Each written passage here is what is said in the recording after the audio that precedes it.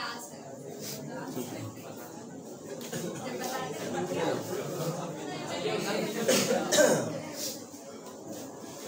Chemistry का second chapter है, समझ में आया?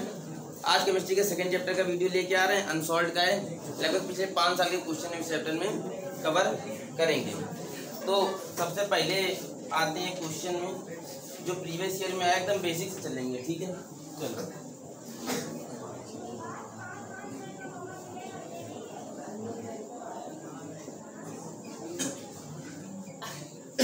दूसरा चैप्टर विद्युत रसायन, एकदम बेसिक से चलेंगे। वही टॉपिक कवर करेंगे जो पिछले 5 साल में आए हुए हैं और जिनके आने की 99.99% प्रोबेबिलिटी है। और एकदम बेसिक टॉपिक से स्टार्ट करेंगे, है ना? एकदम बेसिक टॉपिक से स्टार्ट करेंगे ताकि पहले वो टॉपिक है जिनको समझना जरूरी है अगला टॉपिक के लिए। तो सबसे जो पहले वाला टॉपिक आता है वो आता है विद्युत अपघट्य विलयन। पहला टॉपिक 2019 में पूछा जाने वाला टॉपिक है विद्युत अपघट्य विलयन। और इसको समझना इसलिए भी जरूरी क्योंकि ये पेपर में आता है, 2019 में आया हुआ है और भी कई बार आया हुआ है। और दूसरी बात ये भी है कि इसको समझना इसलिए जरूरी क्योंकि अगर इसको नहीं समझोगे तो इसके बाद वाला टॉपिक नहीं आएगा। समझ में आया?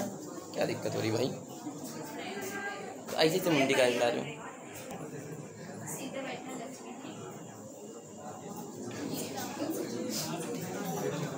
तो पहला जो टॉपिक है वो है विद्युत अपघट्य विलयन। विद्युत अपघट्य विलयन क्या होता है इस बात को समझते हैं। देखो भाई, हम कहेंगे मान लो हमने कोई ऐसा विलयन ले लिया, मान लो हमने पानी ले लिया जो कोई विलायक ले लिया, ठीक है? और हमने इसमें कोई पदार्थ मिलाया और ये पदार्थ जाते ही अपने आयनों में टूट गया। कुछ पदार्थ ऐसे होते हैं जिनको किसी विलयन में घोला जाता है तो अपने आयनों में नहीं टूटते। जैसे चीनी है, चीनी को अगर तुम पानी में घोलोगे या किसी विलयन में घोलोगे तो चीनी के जो अणु होते हैं वो जिन अणुओं से मिलकर बनी होती है वो अपने आयनों में नहीं टूटती हैं। पर कुछ पदार्थ ऐसे होते हैं जिनको अगर आप पानी में घोलें तो वो अपने आयनों में टूट जाते हैं। जैसे नमक NaOCl से मिलकर बना होता है। जब नमक को पानी में घोलते हैं तो नमक के जो अणु थे NaOCl वो अपने आयनों में टूट जाते हैं। Na+ में टूट जाता है और Cl में टूट जाता है। तो जैसे मान लो हमने नमक को घोला तो नमक जाते ही अपने आयनों में इस विलयन में टूट गया। अगर किसी विलयन में ऐसे पदार्थ घोले जाएं कि वो पदार्थ विलयन में जाते ही अपने आयनों में टूट जाए तो इस प्रकार का बना विलयन विद्युत अपघट्य विलयन कहलाता है। और अगर किसी विलयन में कोई पदार्थ घुला जाए और वो घुल तो जाए परंतु वो अपने आयनों में ना टूटे तो विद्युत अपघट्य विलयन नहीं कहलाएगा। तो विद्युत अपघट्य विलयन की परिभाषा केवल इतनी कहेंगे कि अगर किसी विलयन में कोई पदार्थ मिलाया जाता है और वो पदार्थ उस विलयन में जाते ही अपने आयनों में टूट जाता है तो इस प्रकार का बना विलयन विद्युत अपघट्य विलयन कहलाता है। बात समझ में? डेफिनेशन लिख लोगे, कोई समस्या रहेगी? अब देखो 2019 के पेपर में आया था कि विद्युत अपघट्य विलयन कितने प्रकार के होते हैं, विवरण करूं। तो हम कहेंगे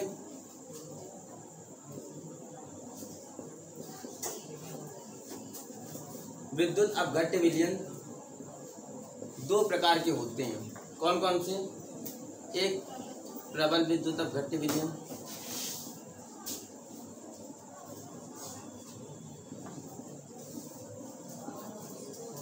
दूसरा दुर्बल विद्युत अपघट्य विलयन।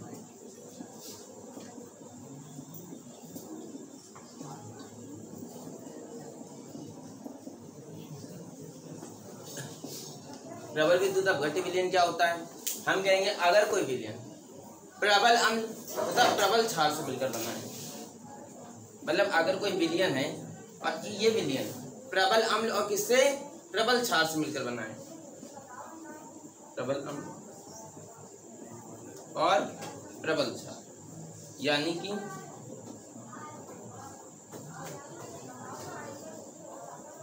स्ट्रॉन्ग एसिड और स्ट्रॉन्ग बेस। अगर कोई पदार्थ, अगर कोई विद्युत अपघट्य विलयन, अगर कोई विद्युत अपघट्य विलयन प्रबल अम्ल तथा प्रबल क्षार से मिलकर बनता है तो इस प्रकार का विलयन प्रबल विद्युत अपघट्य विलयन कहलाता है। सिंपल सी डेफिनेशन होगी, कोई डेफिनेशन में दिक्कत नहीं होगी।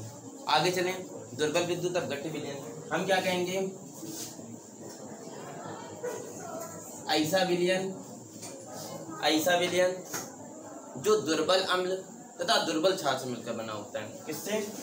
दुर्बल अम्ल और दुर्बल क्षार से,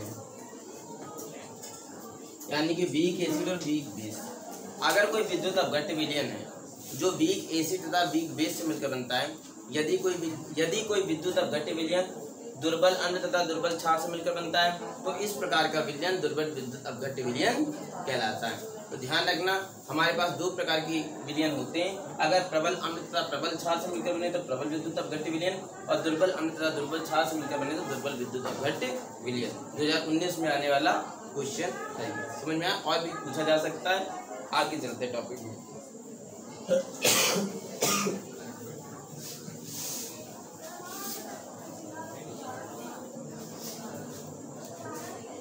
अगला जो क्वेश्चन है क्या आएगा? चालकत्व। पेपर में पूछा जाता है चालकत्व की डिफिनेशन बताओ। तो चालकत्व की जो डिफिनेशन बताते हैं वो हम बता सकते हैं। चालकत्व को इंग्लिश में कहते हैं कंडक्टेंस।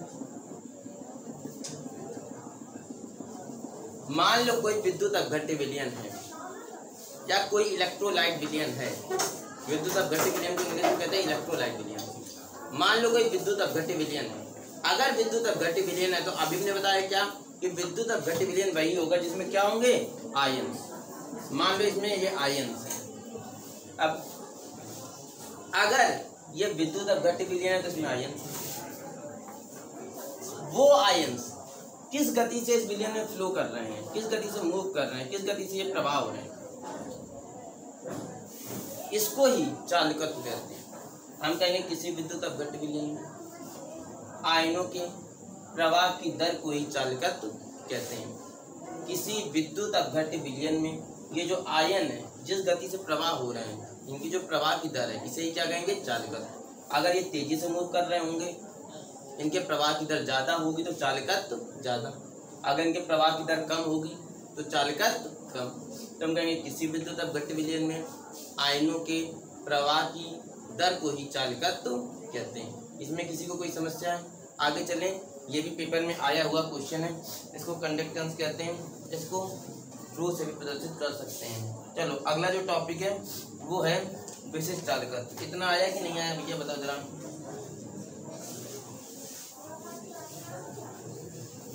अगला जो टॉपिक है वो विशिष्ट चालकत्व।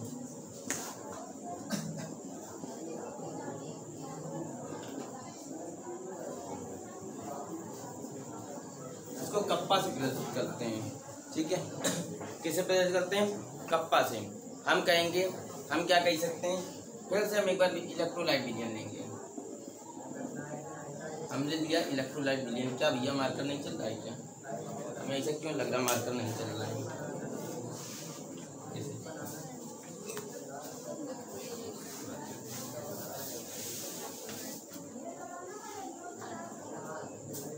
हम एक बार फिर से लेंगे इलेक्ट्रोलाइट विलयन। हमको पता अगर हम इलेक्ट्रोलाइट विलयन लिया है तो इसमें आयन्स तो होंगे, और आयन्स होंगे तो आयन्स फ्लो भी कर रहे होंगे। अगर पूरे इलेक्ट्रोलाइट विलयन में आयनों का फ्लो देखा जाए कि पूरे इलेक्ट्रोलाइट विलयन में आयन्स किस गति से दौड़ रहे हैं, कितना प्रवाह की दर है, तो हम उसको कहते हैं चालकत्व। पर अगर पूरे विलयन की बात ना करी जाए, केवल 1 सेंटीमीटर क्यूब या 1 सेंटीमीटर क्यूब या 1 ml, केवल विलयन कितना ले लिया जाए? 1 सेंटीमीटर क्यूब या 1 ml, और बस इतने ही भाग में देखा जाए जितने आयन है वो किस गति से फ्लो कर रहे हैं, तो हम इसे क्या कहेंगे? विशिष्ट चालकत्व। बात समझ में आ रही कि नहीं आ रही? क्या बताओ जरा। तो हम क्या कहेंगे? हम कहेंगे 1 सेंटीमीटर क्यूब या 1 ml इलेक्ट्रोलाइट विलयन में आयनों के प्रवाह की दर को ही विशिष्ट चालकत्व कहते हैं। 1 सेंटीमीटर क्यूब या 1 ml इलेक्ट्रोलाइट विलयन में आयनों के प्रवाह की दर को ही विशिष्ट चालकत्व कहते हैं। इसको कप्पा से प्रदर्शित करते हैं, और कप्पा बराबर होता है Cl/A। बताओ भैया ये वाला फार्मूला आया कि नहीं आया? इसमें किसी कोई समस्या हो तो बताओ।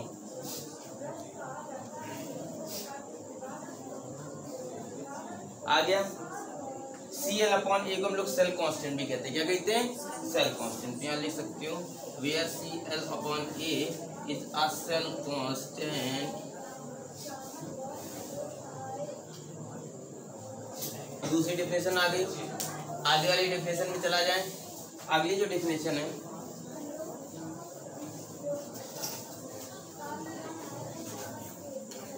मोलर चालकत्व।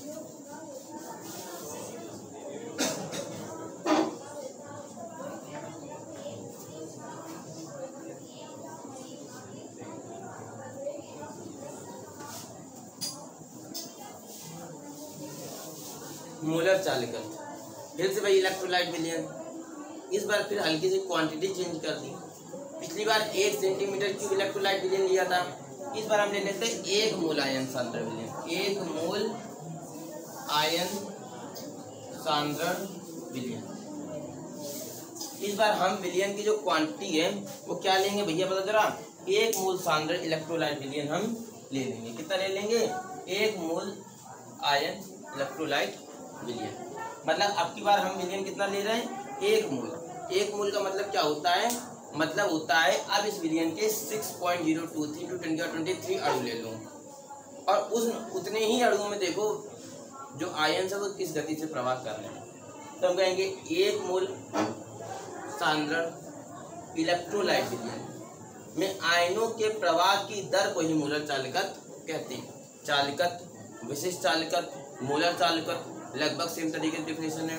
चालकत्व में पूरा विलयन लेते हैं, आयनिक प्रवाह दर देखते हैं। विशिष्ट चालकत्व में 1 सेंटीमीटर क्यूब इलेक्ट्रोलाइट विलयन में आयनिक प्रवाह की दर बोलते हैं। और मोलर चालकत्व में क्या होता है, 1 मोल सांद्र इलेक्ट्रोलाइट विलयन में आयनों के प्रवाह की दर, 1 मोल सांद्र इलेक्ट्रोलाइट विलयन में आयनों की प्रवाह की दर को ही मोलर चालकत्व बोलते हैं। और इसे लैम्डा से प्रदर्शित करते हैं। और लैम्डा बराबर क्या होता है भैया, बताओ जरा, कप्पा × 10⁻³ बात समझ में आ रहा है कि नहीं आ रहा है। इतनी बात किसी को समझ में नहीं आ रही तो बताओ भैया, कोई समस्या हो तो हमको बता सकते हो।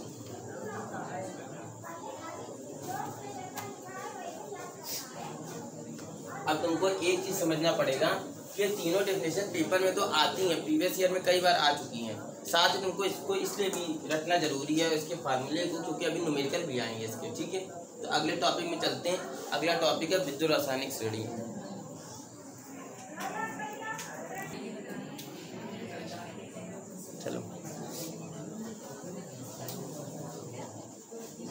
चलो अगला टॉपिक है विद्युत रासायनिक श्रेणी, इलेक्ट्रोकेमिकल सीरीज।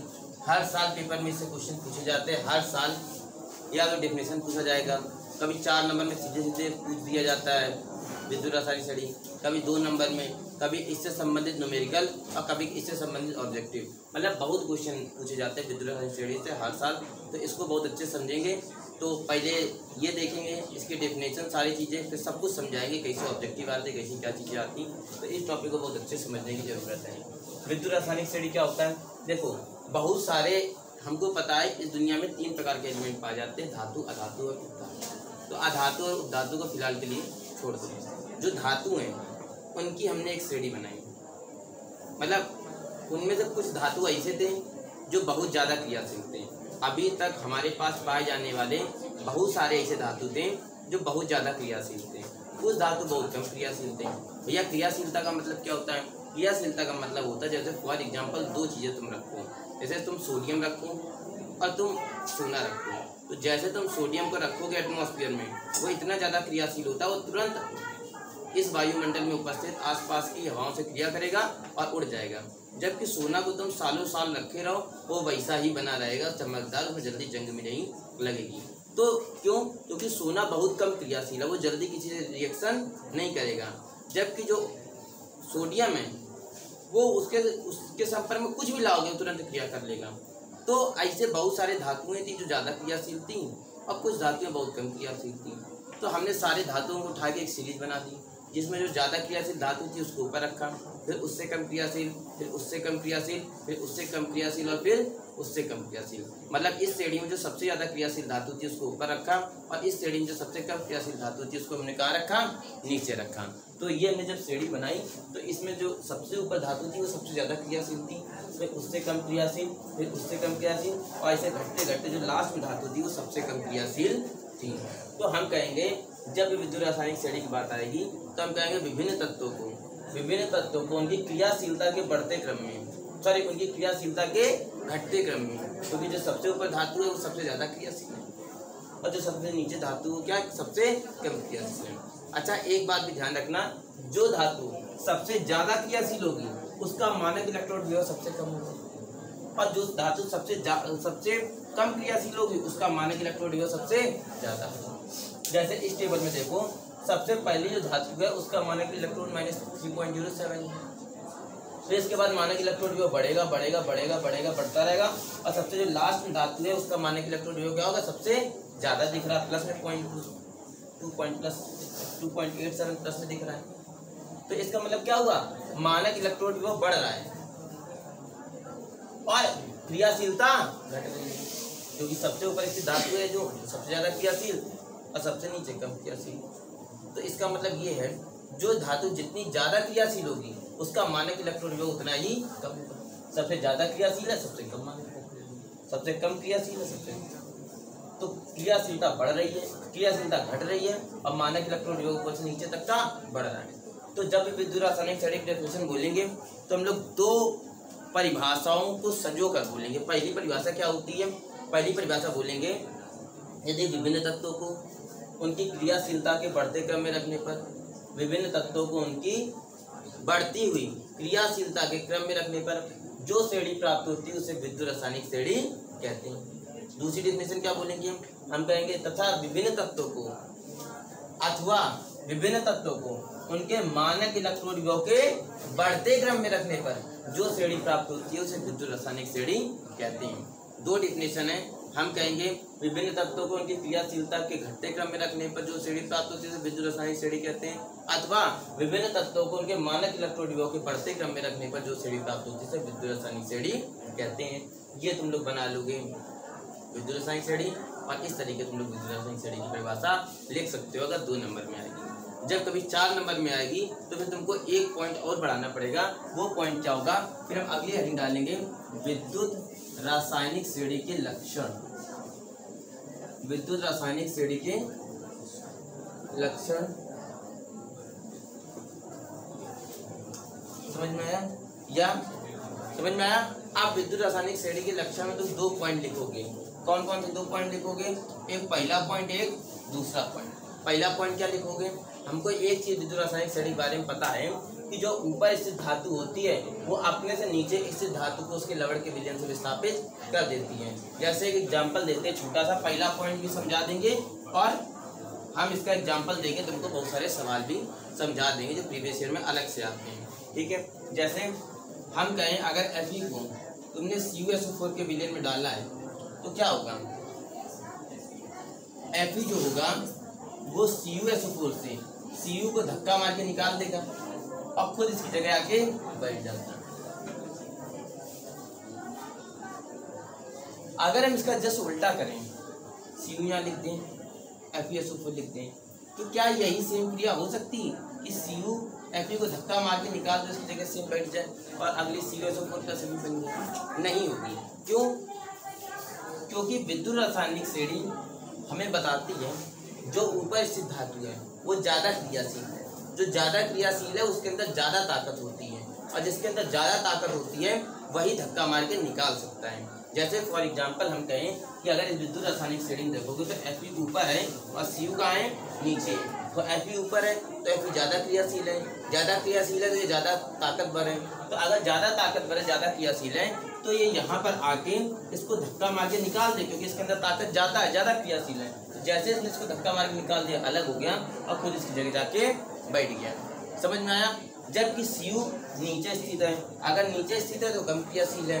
अब ये Cu Fe से कम क्रियाशील है यानी कम ताकतवर है, तो अगर Cu कम ताकतवर है तो ये Fe को धक्का नहीं मार पाएगा क्योंकि ये कम ताकतवर है। अब कम ताकतवर है तो धक्का मार जाएगा, इसको उल्टा के भेज देगा 2 थप्पड़ मार के, तो ये नहीं इसको जा पाएगा। तब कम ताकतवर है तो इसको विस्थापित नहीं कर पाएगा,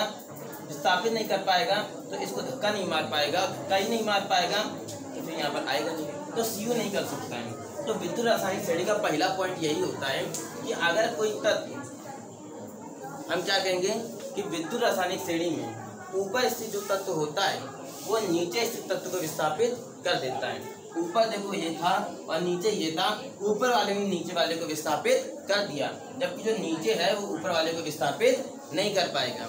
तो पहला पॉइंट यहीं से बनेगा कि विद्युत रासायनिक श्रेणी में ऊपर स्थित तत्व अपने से नीचे स्थित वाले तत्व को विस्थापित कर देता है। कहाँ से विस्थापित करता है? उसके लवण के विलयन से। ये उसका विलयन है, ये इसका लवण का विलयन है। तो हम कहेंगे विद्युत रासायनिक श्रेणी में ऊपर स्थित तत्व अपने से नीचे स्थित तत्व को उसके लवण के विलयन से विस्थापित कर देता है। तो पहला पॉइंट, जब विद्युत रासायनिक श्रेणी के लक्षण में पहला पॉइंट लिखेंगे तो हम यही लिखेंगे, विद्युत रासायनिक श्रेणी में ऊपर स्थित तत्व अपने से नीचे स्थित तत्व को उसके लवण के विलयन से विस्थापित कर देता है। हम और ये वाली हम रिएक्शन दे देंगे, Fe + CuSO4 gives to FeSO4 + C। पहला पॉइंट समझ में आ गया? कोई दिक्कत है इसमें? दूसरे पॉइंट में चला जाए भैया। ऐसे अभी इसके हम सवाल भी कराएंगे, पहले पॉइंट से संबंधित जितने भी सवाल आए प्रीवियस ईयर में कराएंगे, ठीक है। अब आगे चलते हैं।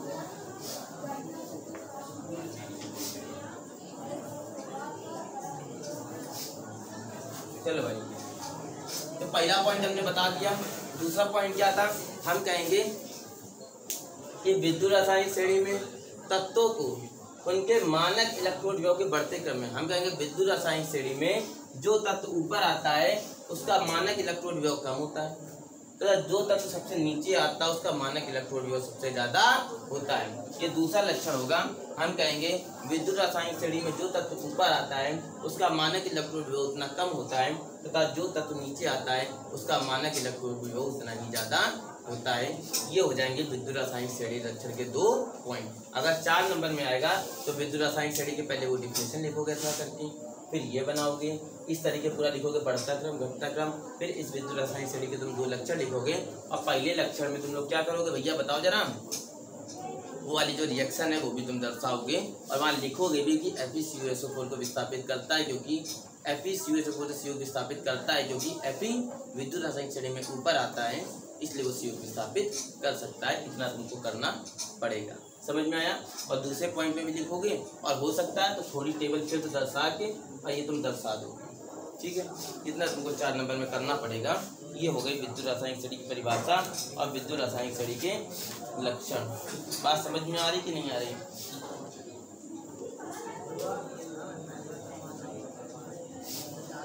विद्युत रासायनिक श्रेणी के उपयोग भी आता है। तो विद्युत रासायनिक श्रेणी के उपयोग क्या है? वही है, विद्युत रासायनिक श्रेणी में ऊपर स्थित धातु अपने से नीचे स्थित धातु को उसके लवण के विलयन से विस्थापित कर देती है ना। और 1-2 पॉइंट्स हैं जो तुमको याद करने पड़ेंगे, हमने पूरा समझा दिया, तुम्हारी स्क्रीन पर दिख जाएगा, तो याद कर लेना पॉइंट्स। सेम उन दोनों पॉइंट्सों में सेम चीज़ ही बोली गई है, कोई अलग चीज़ नहीं बोली गई है। तो जब भी तुम्हारी स्क्रीन पर भी क्वेश्चन दिख जाएगा तो तुम पूरा उपयोग करता याद कर लेना। समझ में आया भाई? बताओ जरा, इसमें किसी कोई समस्या हो तो बताओ।